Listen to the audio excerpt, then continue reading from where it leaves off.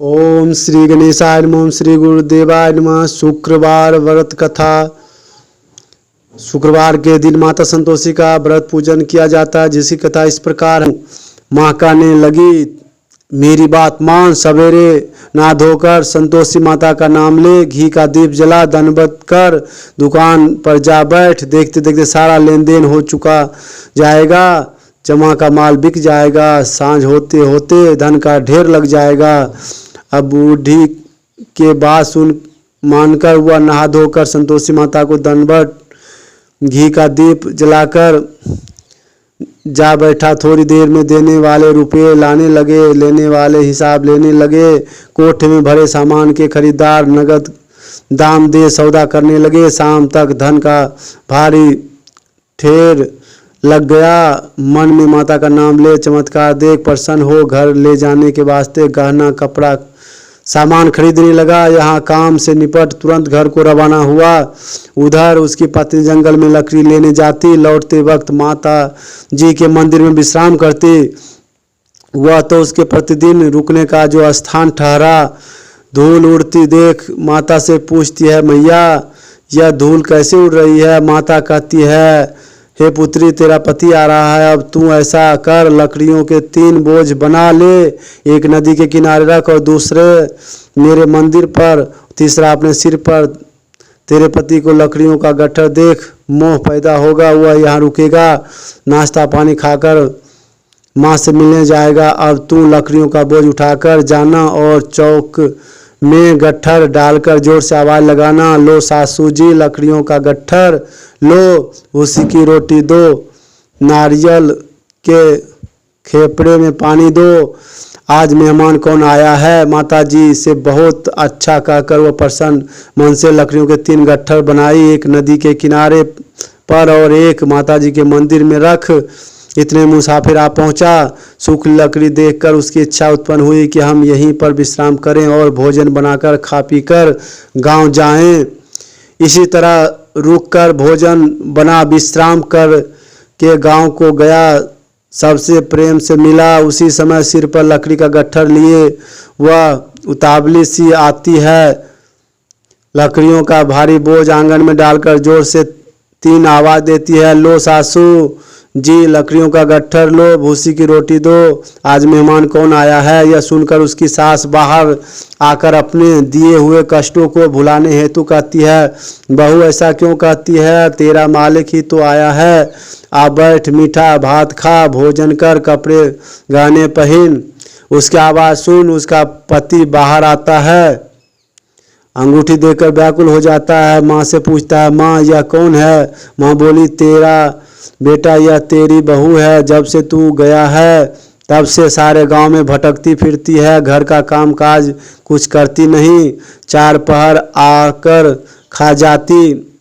वह बोला, ठीक है माँ, मैंने इसे भी देखा और तुम्हें भी। अब दूसरे घर की ताली दो, उसमें रहूँगा। माँ बोली, ठीक है, जैसा तेरी मर्जी। तब वह दूसरे मकान की 3री मंजिल का कमरा खोल सारा सामान जमाया। एक दिन में राजा के महल जैसा ठाठ बाट बन गया। अब वह क्या था, बहुत सुख भोगने लगी। इतने में शुक्रवार आया। उसने पति से कहा, मुझे संतोषी माता के व्रत का उद्यापन करना है।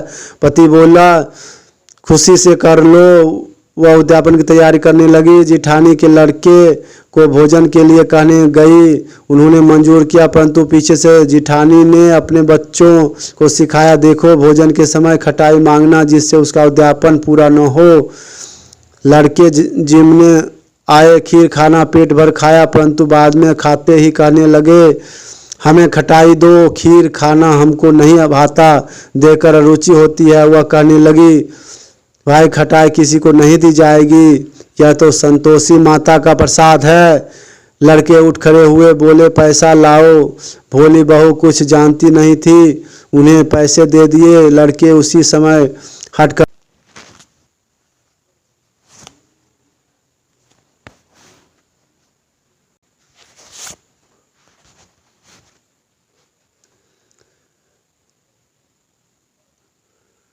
इमली खटाई ले खाने लगे। यह देखकर बहू पर माताजी ने कोप किया। राजा के दूत उसके पति को पकड़ ले गए। जेठ जेठ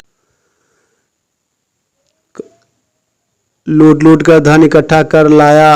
अब मालूम पड़ जाएगा जब जेल की मार खाएगा। बहू से यह सहन नहीं हुई। रोती हुई माताजी के मंदिर गई। कहने लगी, हे माता, तुमने क्या किया? हंसाकर अब भक्तों को रुलाने लगी। माता बोली, बेटी, तूने उद्यापन करके मेरा व्रत भंग किया। यह कहने लगी, माता, मैंने कुछ अपराध नहीं किया। मैं तो भूल से लड़कों को पैसे दे दिए। मुझे क्षमा करो, मैं फिर तुम्हारा उद्यापन करूंगी। माँ बोली, अब भूल मत करना। वह कहती, अब भूल नहीं होगी। अब बतलाओ कैसे आवेंगे? माँ बोली, जा पुत्री, तेरा पति तुझे रास्ते में आता मिलेगा। वह निकली। राह में पति आता मिला। वह पूछी, कहाँ गए थे? वह कहने लगा, इतना धन जो कमाया उसका टैक्स राजा ने मांगा, वह भरने गया था। वह प्रसन्न हो बोली, भला हुआ, अब घर को चलो। कुछ दिन बाद फिर शुक्रवार आया। वह बोली, मुझे फिर माता का उद्यापन करना है। पति ने कहा, करो। बहू फिर जेठ के लड़के को भोजन को कहने गई। जेठानी ने एक दो बातें सुनाई और सब लड़कों को सिखाने लगी, तुम सब लोग पहले ही खटाई मांगना। लड़के भोजन से पहले कहने लगे, हमें खीर नहीं खानी, हमारा जी बिगड़ता है, कुछ खटाई खाने को दो। वह बोली, खटाई किसी को नहीं मिलेगी, खाना है तो खाओ। वह ब्राह्मण के लड़के लाकर भोजन कराने लगी। यथाशक्ति दक्षिणा के जगह एक एक फल दिए।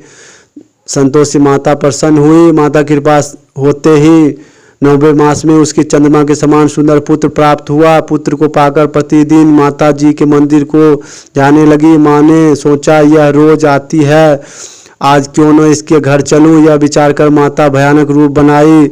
गुड़ चने से सना मुख ऊपर सूट के समान होट कर मक्खियाँ भिन भिन कर रही थी। देहली पर पैर रखते ही उसकी सास चिल्लाई, देखो रे, कोई चुड़ैल डाकनी चली आ रही है, लड़कों को इसे भगाओ नहीं तो किसी को खा जाएगी। लड़के भगाने लगे। चिल्लाकर खिड़की बंद करने लगे। बहू रोशनदान में से देख रही थी। प्रसन्नता से पगली बंद चिल्लाने लगी, आज मेरी माता जी मेरे घर आई है। वह बच्चे को दूध पीने से हटाती है। इतने में सास का क्रोध फट पड़ा। वह बोली, क्या उतावली हुई है? बच्चे को पटक दिया। इतने में माँ के प्रताप से लड़के ही लड़के नजर आने लगे। वह बोली, माँ, मैं इसका व्रत करती हूँ, यह माता संतोषी है। सबने माता जी के चरण पकड़ लिए और विनती कर कहने लगे, हे माता, हमें मूर्ख हैं, अज्ञानी हैं, तुम्हारे व्रत की विधि हम नहीं जानते। व्रत भंग कर हमने बड़ा अपराध किया। जगमाता, आप हमारा अपराध क्षमा करो। इस प्रकार माता प्रसन्न हुई। बहू को प्रसन्न हो जैसा फल दिया। माता सबको दे, जो पढ़े उसका मनोरथ पूर्ण हो। बोलो संतोषी माता की जय, संतोषी माता की जय। सबकी मनोकामना पूर्ण वाले माता संतोषी की जय।